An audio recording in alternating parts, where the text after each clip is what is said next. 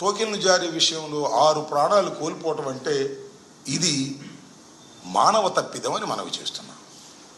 మీ అశ్రద్ధ అని మనవి చేస్తున్నాం.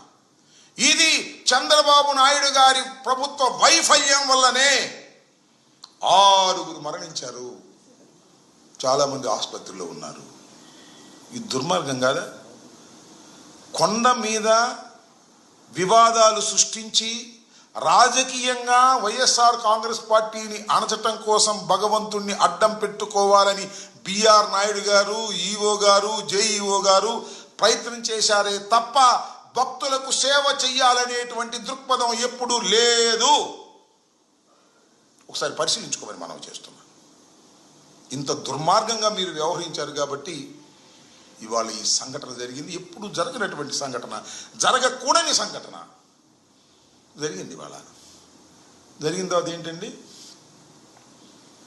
ముఖ్యమంత్రి గారు ఏమంటాడండి, చాలా ఆవేశపడిపోయాడంట, అధికారులు గర్జించాడంట, ఎమ్మటే తెలుసుకున్నాడంట. ఎందుకు డ్రామాలు? నీ ప్రభుత్వం ఈవోని నువ్వు అపాయింట్ చేశావు, బిఆర్ నాయుడు నువ్వు అపాయింట్ చేశావు, జేఈఓ నువ్వు అపాయింట్ చేశావు, నీ ప్రతినిధులు వాళ్ళ మీద కోపోద్రిక్తులు ఇప్పుడు ఏంటి కదా, ఎందుకు జరిగింది ఇలాగా?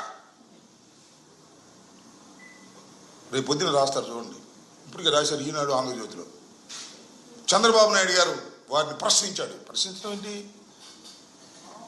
నువ్వు బాధ్యుడివి, you are the responsible for 6 deaths.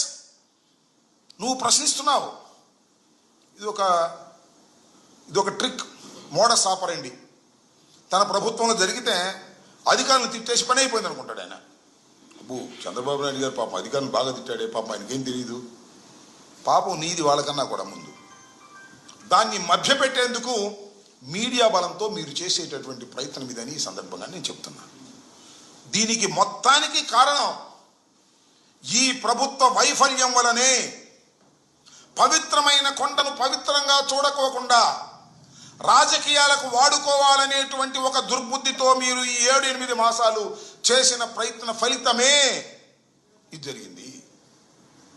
రేపు మాపో ఎంక్వైరీ చేస్తారు, ఈ కానిస్టేబుల్ను, ఈ డిఎస్పీను సస్పెండ్ చేసేసి తూచి అయిపోయింది అంటారు. అప్పుడు మనం మర్చిపోతాం. మళ్ళీ రిపీట్ అవుతాయి ఇలాంటి సంఘటనలు. ఇలాగే ఉంటే రిపీట్ అవుతాయని మనం చేస్తున్నా.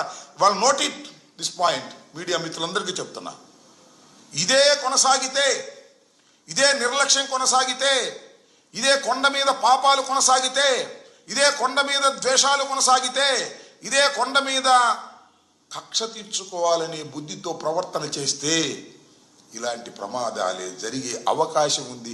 సరి చేసుకోండి మహాప్రభో. శ్రీ శ్రీ శ్రీ శ్రీ తిరుమల వెంకటేశ్వర స్వామి వారి 7 కొండల్ని పవిత్రంగా భావించండి, రాజకీయాలకు దూరంగా. అప్పుడు ధర్మం జరుగుతుంది, న్యాయం జరుగుతుందని కూడా ఈ సందర్భంగా నేను చెప్తున్నా.